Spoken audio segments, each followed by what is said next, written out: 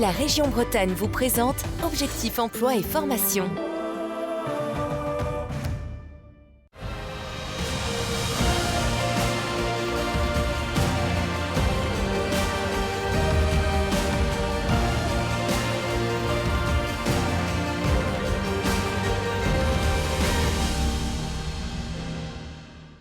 Bonjour à tous et bienvenue dans cette nouvelle émission Objectif Emploi. Vous connaissez maintenant ce rendez-vous où un groupe de presse, le régional, le Télégramme et ses filiales TVO et TBSU travaillent de concert avec des acteurs institutionnels, des collectivités locales et notamment la région Bretagne et des entreprises privées pour faire de l'emploi une priorité pour le territoire. Ce mois-ci, nous allons parler de l'hôtellerie-restauration. En pleine mutation, ce secteur manque de bras. Pourquoi ? Les raisons sont multiples. Horaires décalés, salaire relativement bas, manque d'intérêt pour la profession et une crise Covid qui est passée par là et qui a bousculé les certitudes. Alors, quels sont les leviers pour attirer les jeunes ? Les formations sont-elles suffisantes ? Et l'hôtellerie et restauration a-t-elle su se mettre au diapason ? On en parle avec nos invités. Simon Usna, bonjour. Vous êtes en visio, vous êtes conseiller régional de Bretagne et délégué à l'achat public et aux projets alimentaires territoriaux. En plateau, à mes côtés, Corinne Moua, bonjour. Bonjour. Corinne, vous êtes restauratrice à Brest. Votre restaurant, c'est chez Coco, sur le port de Brest. Et vous êtes aussi membre de l'UMI. L'UMI, c'est l'Union des métiers et des industries de l'hôtellerie. Et Pierrick Letellier, bonjour. Bonjour. Vous êtes responsable de la filière hôtellerie et restauration à l'IFAC. L'IFAC, c'est le campus des métiers qui est situé à Brest. Merci à vous trois de prendre part à cette émission. Alors, au sens large, le tourisme en Bretagne, c'est environ 80 900 emplois. À eux deux, l'hébergement, 24 200 emplois, et la restauration, 10 300 emplois, ne pèsent finalement qu'un tiers des emplois touristiques de la région. Mais Simon Usna, vous êtes conseiller régional de Bretagne. Que serait la Bretagne aujourd'hui sans ce pan de notre économie qui est aussi une vraie vitrine de la région ? Totalement d'accord avec vous. Et sur l'hôtellerie-restauration, et j'y associe évidemment la vice-présidente du conseil régional chargée de ces sujets depuis maintenant plusieurs années, Anne Gallo, 40 000 emplois en Bretagne, 6 000 entreprises, dont près des 3/4 ont moins de 10 salariés. Donc nous parlons bien de TPE, PME, qui maillent aujourd'hui l'ensemble du territoire régional, qui proposent aujourd'hui des emplois. Nous allons sans doute en parler, s'agissant des difficultés de recrutement qui ne concernent malheureusement pas que le secteur de l'hôtellerie-restauration. Il faut aussi noter évidemment les efforts, et je pense que la représentante de l'UMI aura l'occasion d'y revenir, mais les efforts réalisés aujourd'hui par les dirigeants d'entreprises pour rendre ces métiers encore plus attractifs. Et du côté de la région Bretagne, parce que nous avons la compétence en matière de formation professionnelle, et nous aurons sans doute l'occasion d'y revenir, nous mettons en œuvre aujourd'hui des moyens innovants sur l'ensemble du territoire régional pour donner l'envie aux Bretonnes et aux Bretons, notamment à nos jeunes, aux personnes éloignées de l'emploi, de pouvoir rejoindre ce secteur d'activité qui offre aussi des perspectives d'évolution. Oui, ce que je le disais, c'est aussi quand même une vitrine. Quand on parle de la région Bretagne, quand on est en dehors de notre région, on pense assez facilement à l'assiette. Eh bien, exactement. Ça fait partie des plaisirs, évidemment, de la table, mais des plaisirs de la vie d'une façon plus générale. Le besoin aussi de se retrouver ensemble. Vous avez évoqué la crise sanitaire qui nous a tous mis durement à l'épreuve. Et c'est vrai que ce plaisir du collectif se traduit notamment dans ces restaurants, en bord de mer évidemment, mais dans la Bretagne intérieure aussi, sur nos îles, autant d'endroits qui incarnent l'esprit breton avec ses spécialités culinaires, ses chefs de renommée également, qu'ils soient étoilés ou non et qui accomplissent un travail remarquable. Et la marque Bretagne, c'est aussi cette capacité à savoir recevoir, à savoir partager ces moments ensemble. Et donc là aussi, un partenariat important entre collectivités et entreprises. Et bien sûr, et de sublimer aussi nos produits. Alors, Corinne Moua, la restauration manque de bras. Pourquoi et de combien d'emplois parle-t-on aujourd'hui ? Alors aujourd'hui, on parle de 200 000 postes à pourvoir en France. Pourquoi ça manque de bras ? Le métier n'est plus attractif, si on peut le dire comme ça en tout cas. Avec le Covid, effectivement, on a... Il y a eu un avant et un après. Et un après, exactement. Ouais, parce que je pense que les gens se sont rendus compte qu'on pouvait travailler que le midi, pas le soir, qu'on a une vie de famille, etc. Des avantages, évidemment. Maintenant, c'est vrai que c'est des métiers plaisir-passion. Enfin, moi, j'adore mon métier. Tous les collègues restaurateurs aussi. Il y a pas que... Enfin, c'est des métiers où on n'a pas envie d'aller travailler le soir, le week-end, mais on peut se rendre compte dans les hôpitaux, on travaille le soir, le week-end. Enfin, il n'y a pas que la restauration, et on parle que de ça, que de la restauration. Alors que c'est des métiers... Aujourd'hui, c'est vrai que l'UMI a mis en place plein de choses pour rendre attractives. Les horaires sont plutôt... de plus en plus sympa, on évite les coupures, on essaye en tout cas. Il y a 2 jours de repos consécutifs. Chez moi, on ne travaille jamais le week-end. Il y a des avantages mis en place on reviendra aussi, par le en secteur. effet, ouais. Voilà. Tout à l'heure, mais vous avez des problèmes aussi aujourd'hui pour recruter, Oui. c'est compliqué ? C'est compliqué. Là, j'ai de la chance, j'en ai trouvé une normalement qui commence lundi. Mais ça fait 3 mois que je mets des annonces via Pôle emploi, les réseaux, Indeed, les réseaux sociaux, etc. Et ça ne se bouscule pas au portillon. Voilà. Où on nous demande, est-ce qu'il faut travailler le soir ? On veut travailler qu'en journée, pas trop d'heures. Le CDI n'intéresse plus les jeunes. Voilà. Aujourd'hui, ils veulent des CDD 6 mois pour être tranquilles 6 mois derrière, etc. Voilà aujourd'hui le constat un petit peu de l'emploi dans la restauration. Alors on va le voir avec Pierre Iglotelli, vous êtes formateur donc à l'IFAC Campus des métiers à Brest. Vous faites le même constat. Aujourd'hui, le métier ne fait pas forcément rêver. Pour quelle raison ? Je rejoins Corinne, on a quasiment les mêmes difficultés, c'est-à-dire qu'on a des jeunes qui arrivent qui sont très très motivés, qui veulent viser les étoiles, si j'ose dire. Puis il y en a pour d'autres, quand ils se rendent compte de la difficulté effectivement des horaires, des conditions de travail, le piétinement, la chaleur, les heures parfois, ça les dégoûte assez rapidement, ça leur fait vite peur. Heureusement qu'effectivement il y a des choses qui sont mises en avant, des aménagements d'horaires, effectivement on essaye d'adapter Et vous avez senti, vous aussi, parce que finalement vous êtes en amont dans toute cette chaîne-là, qu'il y avait eu un avant et un après crise sanitaire ? Oui, tout à fait. On avait des jeunes au départ qui allaient faire leur apprentissage sans problème, sans se poser la question, et maintenant ils se posent beaucoup plus la question. Ils vont faire des entreprises, ils font des recherches d'entreprises, avec des horaires plus souples et plus simples. Les soirées sont importantes. Il ne faut pas oublier non plus que c'est des jeunes. On ne va pas non plus les dégoûter tout de suite à 14-15 ans, mais il faut être conscient que ça fait aussi partie du métier. C'est-à-dire que c'est bien d'avoir ces week-ends, mais c'est aussi là que la restauration... C'est des contreparties qu'il y a tout à fait, dans le métier. On reparlera peut-être justement rémunération dans un instant, mais face à la difficulté justement de trouver du personnel, les secteurs du tourisme et de l'hôtellerie-restauration organisaient le mois dernier à Quimper un job dating inversé en partenariat avec la Chambre de commerce et d'industrie du Quimper.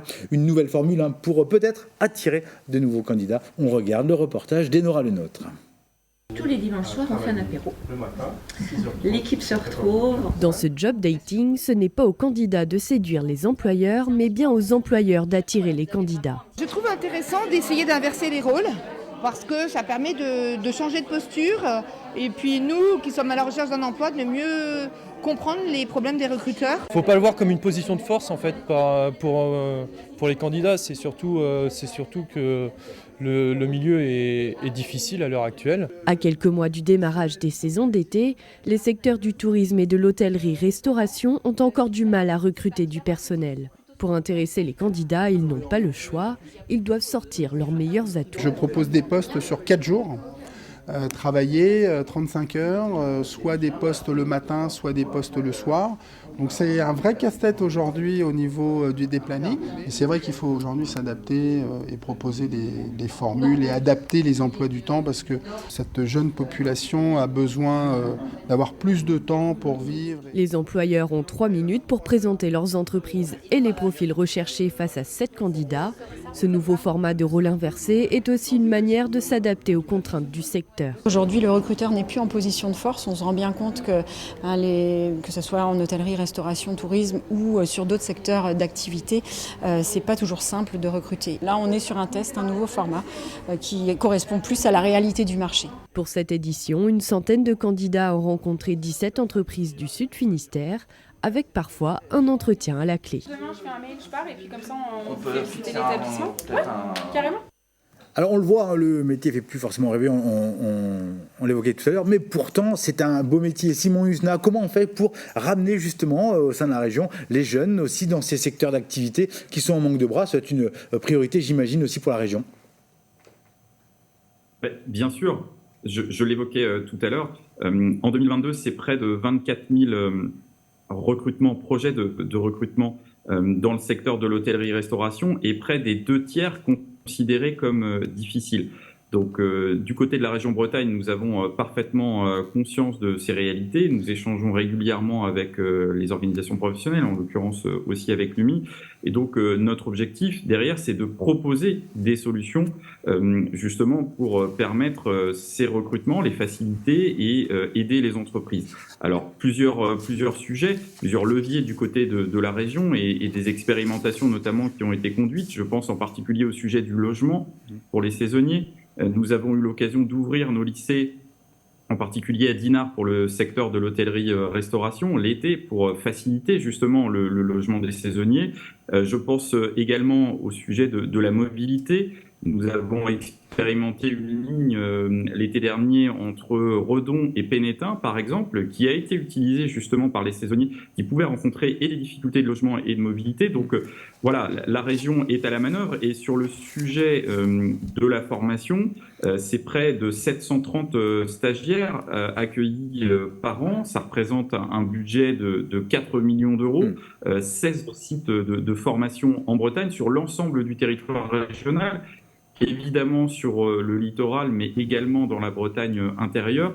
Et donc, aujourd'hui, il y a une solution, une perspective pour quiconque a envie, en tout cas, de s'intéresser à ce secteur qui est porteur d'avenir. J'insiste vraiment sur ce point. Et pour faire écho au reportage que vous avez montré tout à l'heure, moi j'ai bien d'autres exemples justement d'entreprises qui adaptent aussi notamment leur temps de travail. L'exemple des 4 jours que nous ne retrouvons pas pour le coup dans beaucoup de secteurs d'activité et qui peut être un élément d'attractivité. Le sujet de la rémunération, des efforts ont été consentis, il faudra sans doute poursuivre cette dynamique. Et puis sur le sujet des perspectives, parce que oui, il y a des contraintes dans ces métiers, mais vous pouvez évoluer grâce notamment aussi à la formation continue, vous pouvez évoluer et prendre des responsabilités.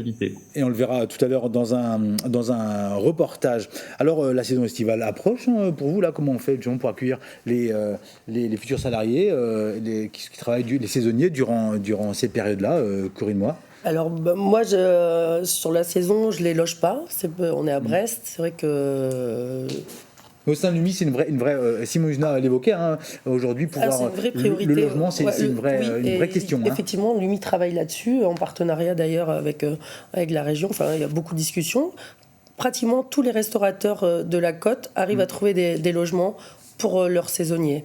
Les hôtels, ils se débrouillent toujours pour... Aujourd'hui, si on n'accueille pas un saisonnier, si on ne le loge pas, le saisonnier ne vient pas. C'est pratiquement sûr, quoi. Donc il faut le loger, le nourrir, bien évidemment, et avoir des salaires attractifs. Alors justement, l'UMI a travaillé sur les salaires. La grille salariale pour les échelons 1, 2 et 3 a monté. Alors le SMIC aussi a monté, on est presque à l'équilibre, mais on travaille toujours sur le sujet. Entre un SMIC, ce qu'on appelait hôtelier, et un SMIC. Après, il y a toujours on essaye de créer des avantages. Moi, par exemple, chez moi ou chez d'autres, il y a des abonnements de sport à l'année. Il y a plusieurs. On met en place plusieurs choses. Sur les saisonniers, pas de formation spéciale à part une formation continue, parce que tous les restaurateurs essayent de former leurs salariés au mieux, pour qu'ils aiment qu'ils apprécient le métier, etc. Mais sinon, toute l'année, sur les CDI, on les forme toute l'année via l'UMI Formation, Acto, etc. Donc, il y a toujours une formation continue pour l'évolution des salariés. Aujourd'hui, pour attirer les jeunes, il faut leur raconter une histoire. Oui. On n'est plus que dans un travail classique, on doit faire du, comme on dit, storytelling, raconter une belle histoire aussi. Pierrick Letellier. Un petit peu, ouais, c'est vrai, ouais, effectivement. Je parlais des étoiles tout à l'heure, alors il n'y a pas que des restaurants étoilés, mais effectivement ça fait partie du package, si j'ose dire. Ça les fait rêver. Pourquoi pas eux, quoi. Effectivement, c'est des choses qui les font rêver. Ouais. Le mois dernier, Simon Husenat, on parlait justement aussi un peu de restauration, puisque là, Pierrick Letellier parle d'étoiles, donc on parle de gastronomie, mais les collectivités aussi locales ont besoin de restaurateurs, de personnes qui travaillent aussi dans la restauration. Et ça, finalement, ça montre un panel. Il n'y a pas uniquement les restaurants au bord de côte, il y a aussi des restaurants collectifs. Ah mais vous avez entièrement raison. Aujourd'hui, c'est un métier très important pour nous. Nous portons la feuille de route bien manger pour tous. évidemment, et sa déclinaison bien mangée dans les lycées. 96 services de restauration en Bretagne pour les 115 lycées publics, 10 millions de repas servis par an. Donc notre responsabilité est importante de pouvoir rendre accessible ce bien manger pour tous au plus grand nombre, quelles que soient les ressources des familles. C'est la raison pour laquelle nous avons mis en place la tarification unique sociale et solidaire à la rentrée 2022 et un travail sur la qualité des produits. Nous avons la fierté en Bretagne, en avril 2022, la loi Egalim imposait donc au 1er janvier 2022 20% de produits issus de l'agriculture biologique. Nous étions en avril 2022 à 19,6%. Nous sommes l'une des premières régions sur ce sujet. Au niveau national, on est entre 6 et 7%. La part de produits sous signe de qualité qui progresse également de près de 80% entre 2020 et 2022. Donc ce travail avec les producteurs locaux, la valorisation de ces produits et de ces matières premières qui sont travaillées par nos agricultrices et nos agriculteurs en Bretagne. Donc oui, aujourd'hui, être responsable de restauration collective, notamment au sein de la région Bretagne, c'est une fierté. On a l'occasion de le valoriser, notamment avec la remise du label établissement bio engagé. Nous en sommes à 5 établissements déjà labellisés, près de 23 qui sont éligibles. Donc c'est un travail de fond et qui fait écho au travail réalisé par les professionnels de la restauration dans le secteur privé. Alors à l'IFAC, le campus des métiers compte cette année 250 apprentis. Les apprentis passent 2 semaines chez leur employeur et une semaine en formation à l'IFAC. Quelles sont les formations dispensées à Brest ? Alors on a une petite dizaine, ça va du CAP cuisinier en passant par le brevet professionnel serveur. On a des mentions, sommellerie notamment, on termine la première année, on l'a ouverte à partir du mois de septembre dernier. Tous les corps de métier, si j'ose dire, de la restauration sont traités à l'IFAC, quasiment tous. Quels sont aujourd'hui, Corinne Moy, les postes les plus recherchés au sein des établissements ? C'est cuisine, plus cuisine que salle. Ouais. Parce que je pense aussi avec les émissions à la télé, voilà. Ça a eu un petit impact, ça, justement c'est sûr. Ouais, ça a joué dans le bon sens pour le coup ou... Oui, oui, parce que c'est sympathique et non parce que c'est pas la réalité du métier, il faut pas se mentir. Ouais, c'est un métier qui est plus dur, mais ça leur donne envie, c'est déjà très très bien. Alors, donner envie, c'est déjà pas mal. Ouais, c'est déjà pas mal. Alors justement, vous le disiez, la restauration offre aujourd'hui de belles perspectives d'évolution. Je vous propose de découvrir le portrait d'Olivier réalisé par Nicolas Gouriou. On regarde.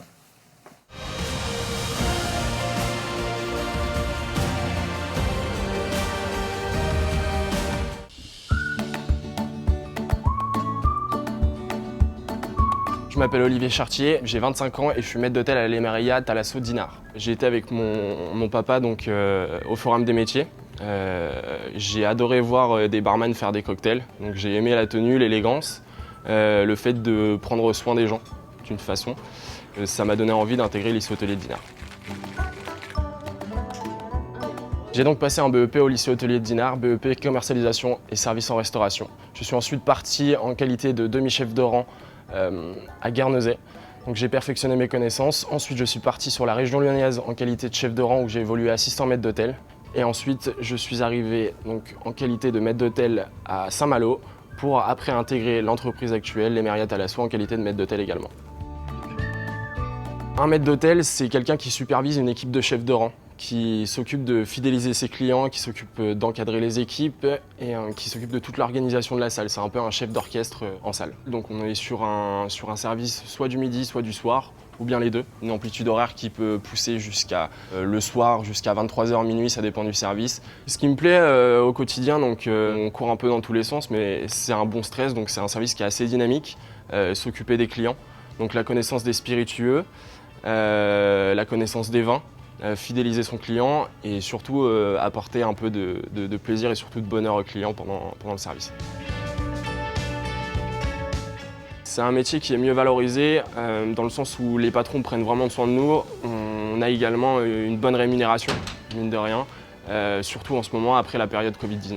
C'est un métier avec beaucoup de perspectives d'évolution dans le sens où Quand on est maître d'hôtel, on peut atteindre des métiers de direction, donc des métiers de gestion. Donc on peut passer sur un poste d'assistant directeur de salle, directeur de la restauration. Donc là on est plus sur la gestion, donc gestion des stocks, etc. et gestion des équipes et gestion des maîtres d'hôtel. Sur le poste au-dessus, on est sur le directeur de la restauration. Et puis bien sûr, la finalité, ce serait être directeur général d'un établissement.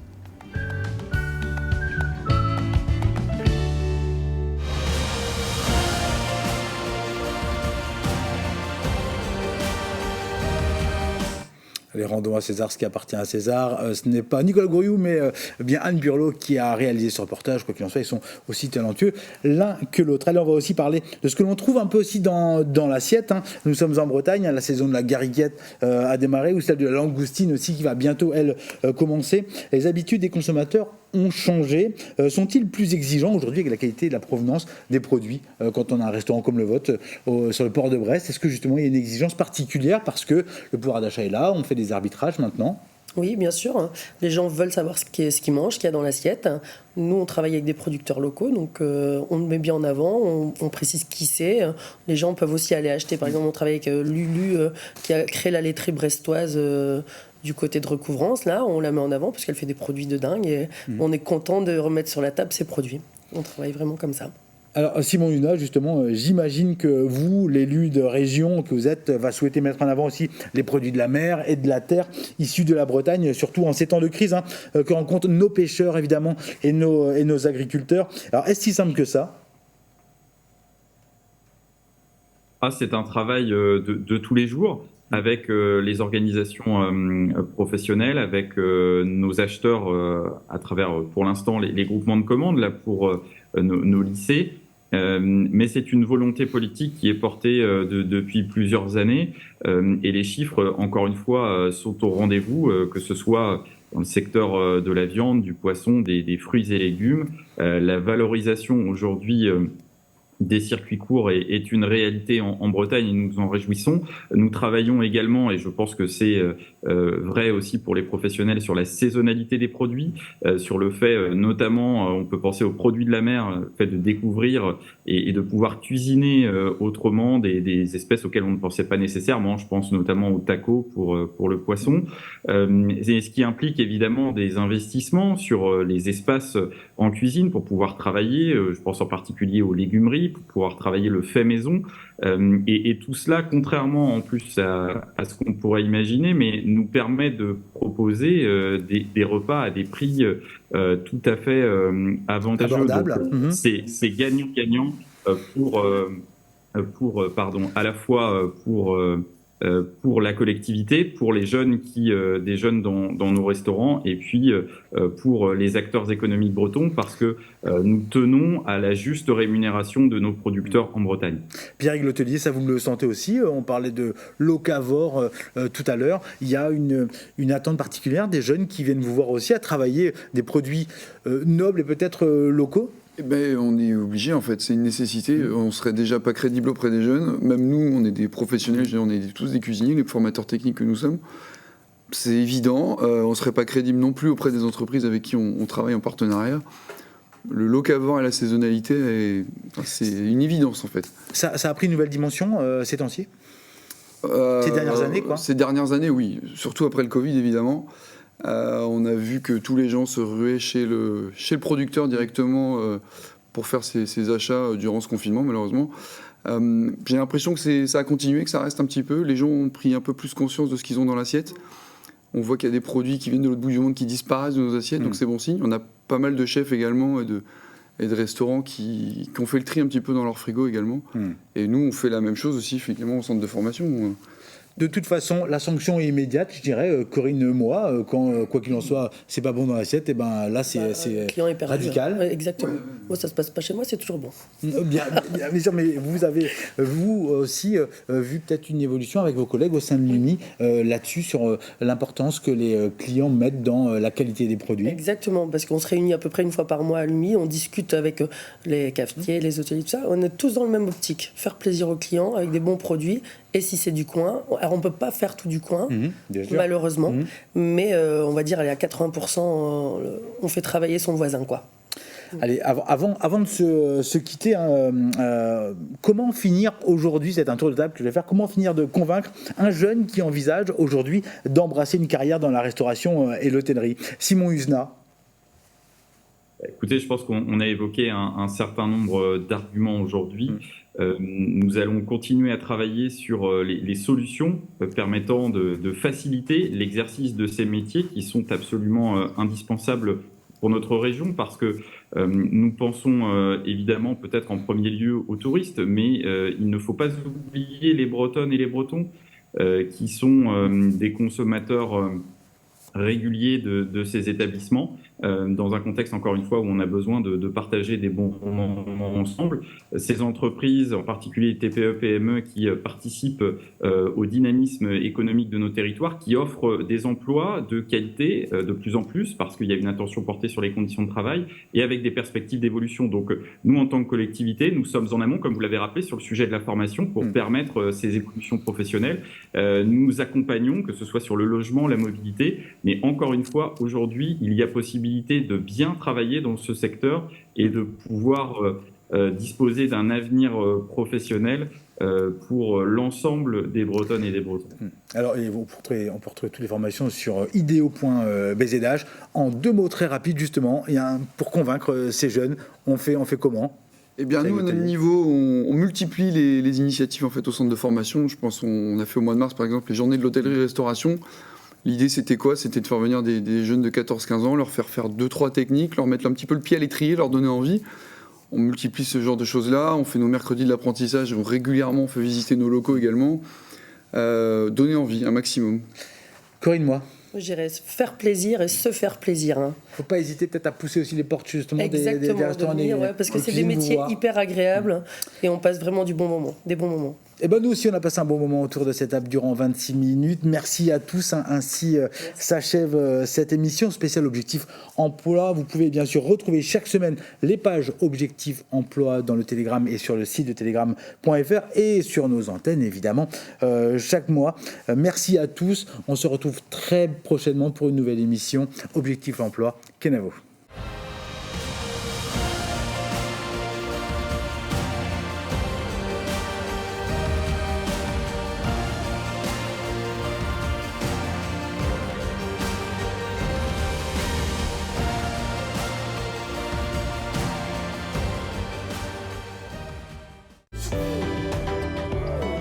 La région Bretagne vous a présenté Objectif Emploi et Formation.